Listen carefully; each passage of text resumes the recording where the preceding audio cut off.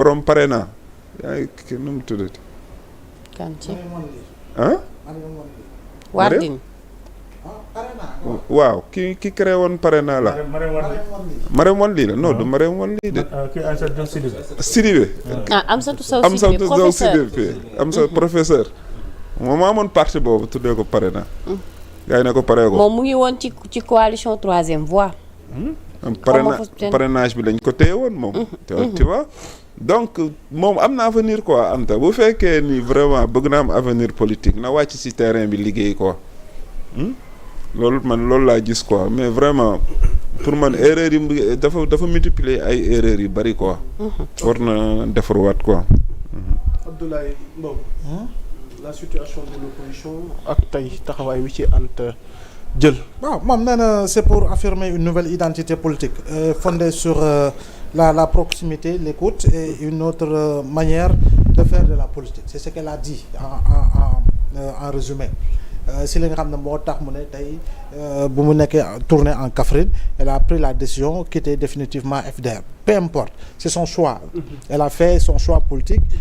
d'intégrer, elle a fait son choix politique de quitter. Mais je pense qu'en réalité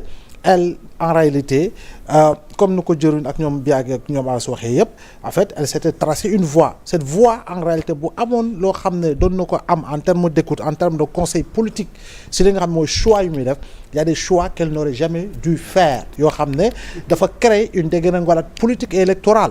et véritablement une dysempathie, passez-moi l'expression boo xam ne dund na ko et mieux encore coalition Sàmm Sa Kàddu bu mu nekkoon comp par rapport ak trajectoire bu ñu jëloon en termes de communication politique itam jàpp naa ne am na loo xam ne wane na ko ci xar kanamam loo xam ne effectivement dafa créer leneen loo xam ne du nekkatul woon sympathie par rapport ak femme bi mu doonoon nekk candidate jamono ji muy fës donc loolu yëpp dafa nekk ay erreurs politiques yoo xam ne dafa multiple. Je pense que quand tu n'écoutes personne ou quand tu donnes l'impression de n'écouter personne jàpp naa ni tu ne seras et que tu ne vivras que dans des erreurs politiques te dal na ay jeunes leaders politiques fii comme ba yàgg ñu mu tudd yoo xam ne effectivement loolu mënoo ko ci dingi tu vois gis nga quand on est dans la politique de l'empressement on est toujours véritablement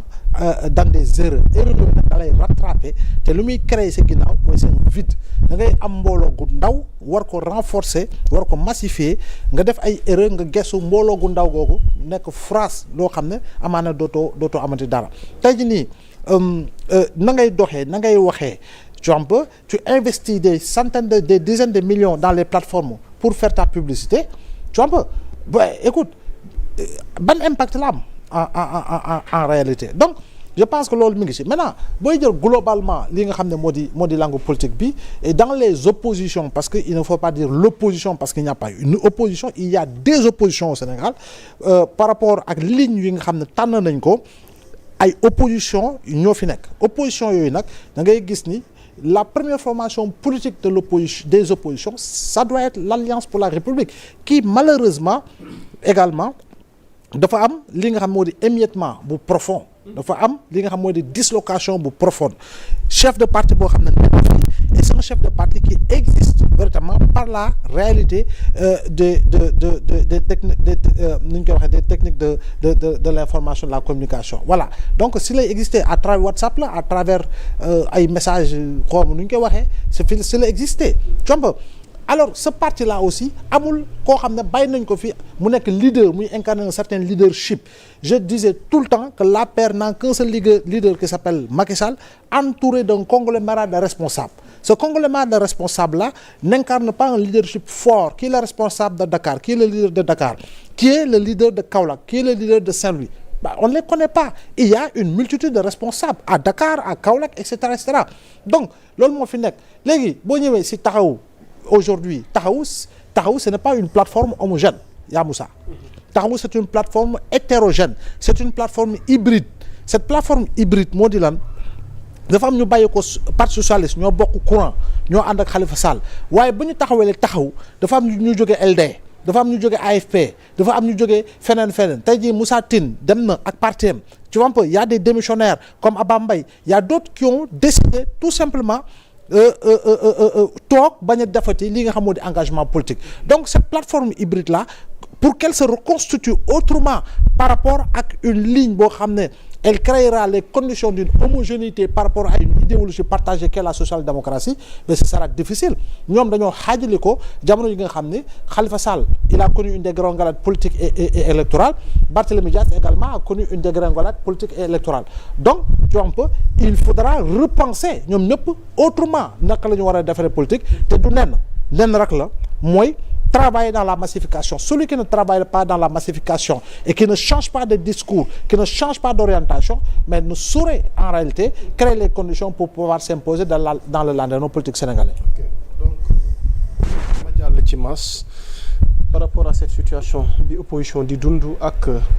li nga xamante ne Anta Babacar Ngom jël na ko comme décision pour avenir politique am lan moo ci sa jàngat. waaw yaa Moussa xam nga booy xool histoire politique gu Sénégal. Jigéen ñu bëri jaar nañ ci landerneau politique bi booy fàttaliku jamono yi borom pare na je sais pas son nom Marème xaw ma lan Marème wan lii jóge ci moom ñëw ci Mame Madior Boye l'ancien premier ministre Mimi Touré ak ñeneen ñoo xamante ne Amsatou Sow Sidibé ñoom ñëpp aussi jot nañu teg ay jéego Aminata Mbengue Ndiaye parti socialiste ñoom ñëpp jot nañu teg ay jéego ci wàllum politique mais Anta Babacar Ngom bi mu ñëwee aussi quand même vraiment am na lu mu wone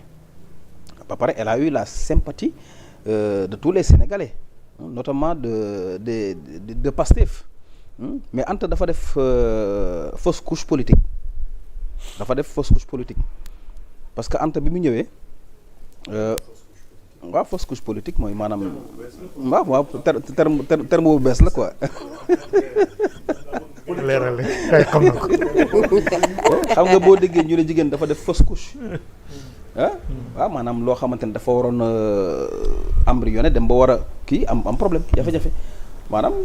avortement politique laa koy tuddee parce que boo xoolee Anta bi mu ñëwee ci landerneau politique bi mais Abbas dafa amoon benn caractère bu mu indi woon ci wàllu politique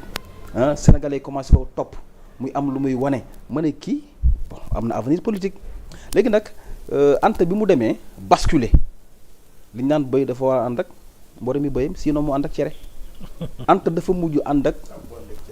Barthélémy Diaz ànd ak Bougane Gueye Dany ànd ak benn seen coalition boo xamante ne franchement parler man je me disais que Anta amul conseil politique parce que le fait que muy ànd ak Barthélémy Diaz ànd ak Bougane Gueye Dany te booy xoolee tey jii Anta a réussi à passer le parrainage mu jàll ko te Bougane mënul jàll Barthélémy Diaz saa yi il ne pèse pas lourd politiquement donc gisuma woon coalition boobu naka la mën a indil dara ci Anta donc Anta foofu dafa def erreur politique léegi nag bu génnee je pense que vraiment elle doit se refaire parce que déjà bu ne Anta ber na daaram rek wala génn rek ñu bëri dañuy jàpp ne Anta dafa war a rejoindre Pastef non on a besoin d'une opposition forte te nag Anta loo ko mën a wax nag c'est une femme forte jigéen la boo xamante ne aussi elle s'affirme elle s'assume en politique jot na ay xeer sànni nañ koy xeer loolu wax nañ ko événement yi passé contre Macky Sall mais Anta est descendu sur le terrain boobu j'étais à Walf mais j'ai vu Anta descendre sur le terrain mbëkkante ci terrain di malmené noonu absolument donc kooku jàpp naa ne am na avenir politique ci bu amee ànd ñi mu war a àndal léegi nag jonction yi nga xamante ne ak coalition yi nga xamante ne ñu ngi koy gis man damay rejoindre Samba li mu wax Samba bu yàgg on n'a pas une opposition ici amaguñu opposition kan mooy chef de l'opposition actuellement parce que dialogue bii di ñëw war